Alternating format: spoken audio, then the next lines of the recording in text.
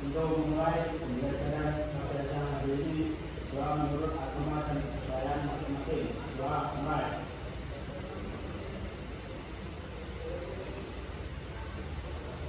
Doa selesai. Baik, terima kasih untuk kesempatannya telah membimbing doa pada siang hari ini. Nah, pada berdua, pada pertemuan kedua ini, kita akan membahas tentang membangun budaya taat hukum. Jadi, agenda kita pada pertemuan kali ini tentang penjelasan tentang kesadaran hukum, kemudian tujuan hukum, sumber hukum, dan terakhir nanti Ibu akan memberikan kuis. Kuis ini nanti untuk penilaian kalian pada bab membangun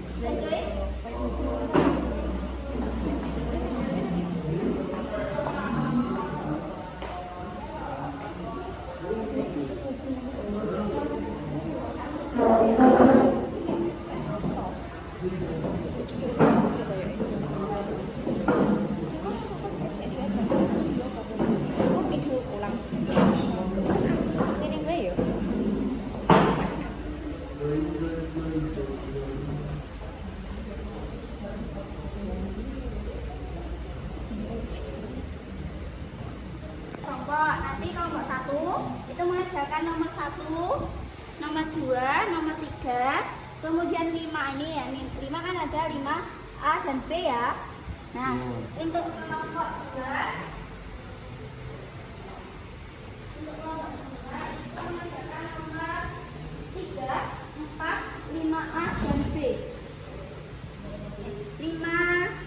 5C dan D.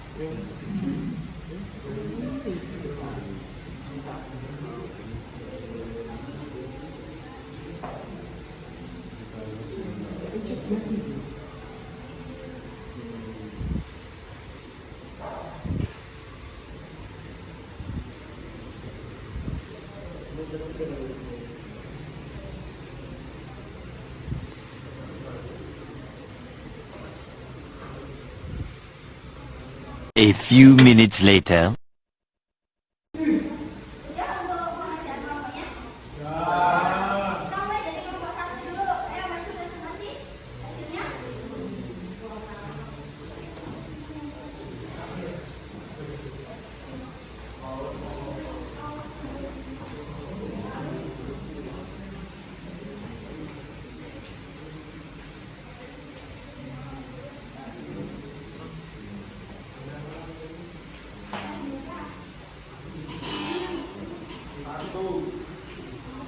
Bahasa yang maju dan berperadaban memang tercermin dari ketaatan warganya terhadap hukum, termasuk dalam berlalu lintas dan raya. Berikut 3 contoh perilaku taat hukum sebagai pengguna jalan raya. Yang pertama, mematuhi rambu dan marka jalan, yaitu pengguna jalan yang baik selalu memperhatikan dan mematuhi rambu-rambu serta marka jalan. Misalnya, berdiri di lampu merah, mematuhi batas kecepatan, dan tidak melanggar rambu dilarang parkir. Dengan mematuhi aturan ini, pengguna jalan membantu menciptakan lalu lintas yang tertib dan mengurangi risiko kecelakaan. Yang kedua, menggunakan sabuk pengaman dan helm, yaitu pengemudi mobil wajib menggunakan sabuk pengaman, sementara pengendara memiliki helm yang standar. Penggunaan sabuk pengaman dan helm bukan hanya kewajiban hukum, tetapi juga untuk keselamatan diri sendiri dan orang lain. Kepatuhan ini menunjukkan kesadaran akan pentingnya menjaga keselamatan dalam berkendara. Tidak menggunakan ponsel saat berkendara, yaitu menggunakan ponsel saat mengemudi adalah perilaku yang melanggar hukum karena dapat mengganggu konsentrasi dan meningkatkan risiko kecelakaan. Pengguna jalan yang taat hukum akan berhenti sejenak di tempat yang aman jika perlu menggunakan ponsel. Untuk menggunakan perangkat handsfree untuk memastikan fokus tetap terjaga pada jalan. Dengan mematuhi aturan-aturan tersebut, pengguna jalan tidak hanya melindungi diri mereka sendiri, tetapi juga membantu menciptakan lingkungan yang aman dan nyaman bagi pengguna jalan.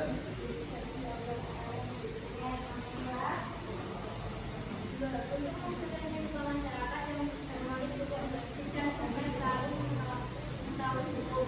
Kenapa pengalaman masyarakat juga sangat penting untuk dibaca tentang hukum dan norma masyarakat. Satu, sikap ramah dan menghormati kepada tetangga, seperti memberi salam saat bertemu dan tidak mencampuri urusan pribadi mereka. Misalnya, tidak melakukan disiplin komuniti di malam hari atau tidak membuang sampah barang yang dapat mengganggu kenyamanan tetangga. Dua, harga dan menghormati perbedaan pendapat, kepercayaan dan budaya masing. Misalnya, itu serta dalam kegiatan berupaya atau acara-acara budaya yang bisa memudahkan masyarakat setempat tanpa memandang latar belakang peserta. Tiga, dalam kegiatan sosial yang berguna untuk kesejahteraan bersama, seperti kerja bakti, posyandu atau kegiatan mahasiswa ini dapat hanya setelah hubungan antar warga, tapi juga menunjukkan untuk menjadi terhadap lingkungan bersama. Misalnya, ikut serta dalam kegiatan lingkungan lingkungan atau membantu tetangga yang membutuhkan. Dengan menggunakan perilaku tetangga tersebut, masyarakat dapat dengan harmonis, rukun, tertib dan damai mencerminkan kesadaran hidup serta menghargai pendapat teman-teman yang lain.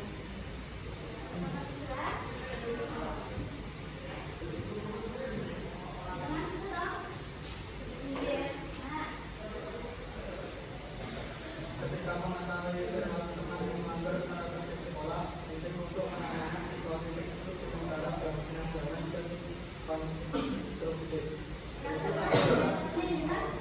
Berikut adalah beberapa langkah yang dapat diambil. Satu, memberi teguran secara baik-baik. Kedekatan berbicara secara pribadi dengan ulama tersebut. Menjadi konfrontasi dengan orang lainnya agar tidak membuatnya merasa dipermalukan. Sampaikan kesalahan Anda dan jelaskan dampak negatif dari perilaku tersebut. Misalnya, aku tahu kamu melakukan, tapi bodoh jelas bisa membuat kita ketinggalan melakukannya. Penting karena merugikan kita sendiri. Dua, menggunakan dan melakukan perubahan. Tanyakan tangga kata tersebut dan dengarkan dengan benar. Jika ada masalah yang mereka hadapi dan membutuhkan hubungan, tawarkan bantuan atau saran konstruktif. Misalnya, kalau kami kesulitan untuk mempelajari atau mengalah, kita bisa belajar dari atau nanti bisa mencari solusinya.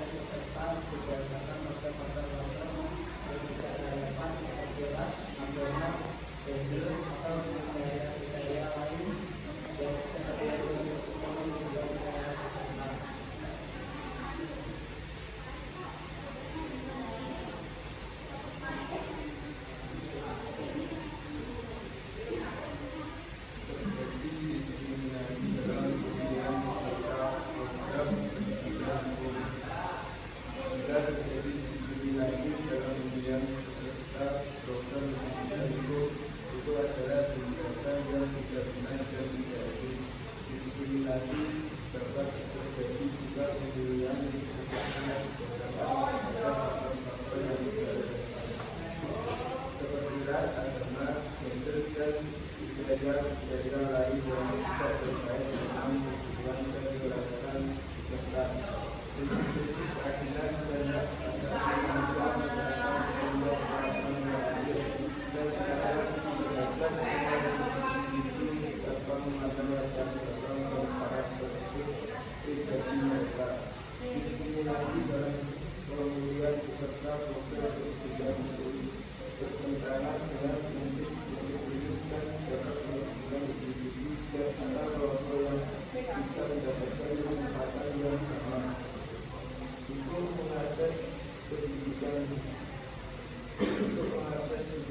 hidup, oleh karena itu penting bagi penyelenggara program pendidikan hidup untuk menjalankan proses seleksi peserta dengan transparan, adil, dan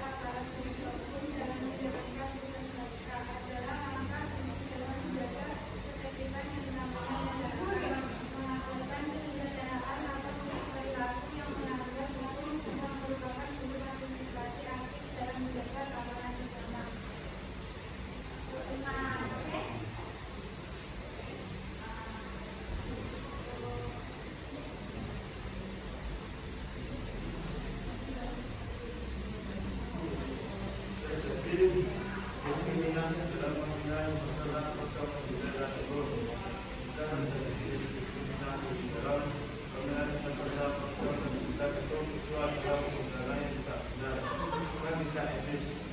Dan diskriminasi dapat terjadi jika pemilihan peserta pendidikan atau peserta yang tidak benar selama seperti ras, agama, kemudian atau negara yang berbeda dengan kebutuhan atau terkait layanan peserta.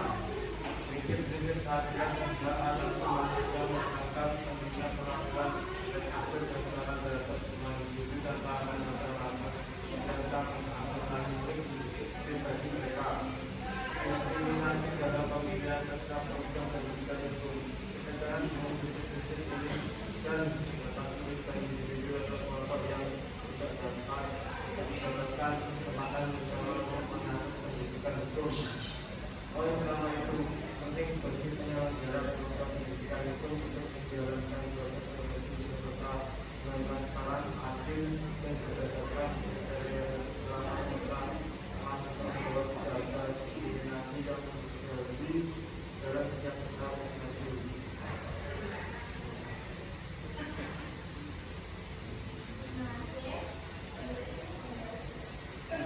Karena permasalahan hukum menjadi sasaran penerimaan sosialisasi hukum. Hukum seringkali menjadi sasaran penerimaan sosialisasi hukum. Hal ini dilakukan untuk meningkatkan pemahaman mereka tentang hak dan kewajiban hukum, serta untuk memberikan pengetahuan tentang cara mengatasi atau meredam masalah hukum di masa depan. Sosialisasi hukum dapat dilakukan melalui berbagai cara, seperti penyuluhan hukum, workshop, seminar, atau melalui media massa dan sosial. Sasaran penerimaan sosialisasi hukum juga dapat mengikuti kelompok-kelompok rentan atau terpinggirkan dalam masyarakat yang mungkin memiliki akses terbatas terhadap informasi hukum. Tujuan dari sosialisasi hukum kepada masyarakat yang sering terkena permasalahan hukum adalah untuk meningkatkan kesadaran hukum mereka, memperkuat kemandirian hukum, serta membantu mereka dalam mengambil langkah-langkah yang tepat untuk menyelesaikan masalah hukum yang mereka hadapi. Dengan demikian, sosialisasi ini dapat menjadi salah satu upaya untuk meningkatkan akses terhadap keadilan yang memperkuat perlindungan hak asasi manusia bagi semua warga masyarakat.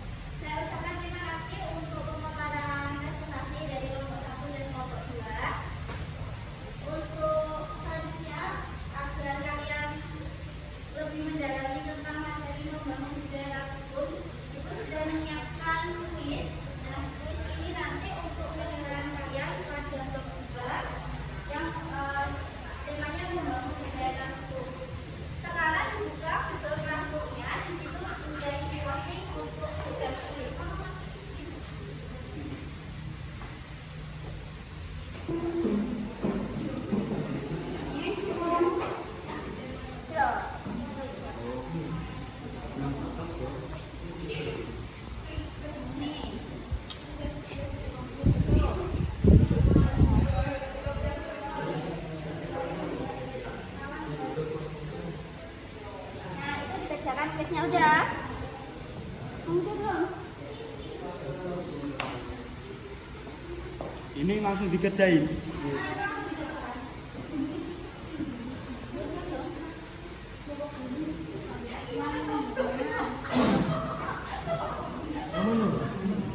Ini sekarang ada kuis ya, tugas baru kuis mata pelajaran. Nah ini ada link.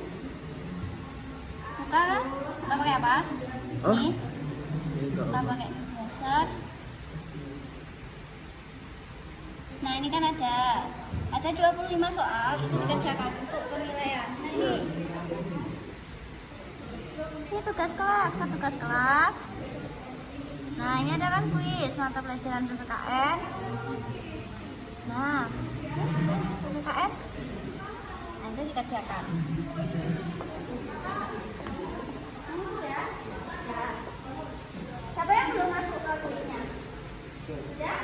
Itu dikerjakan. Itu untuk penilaian.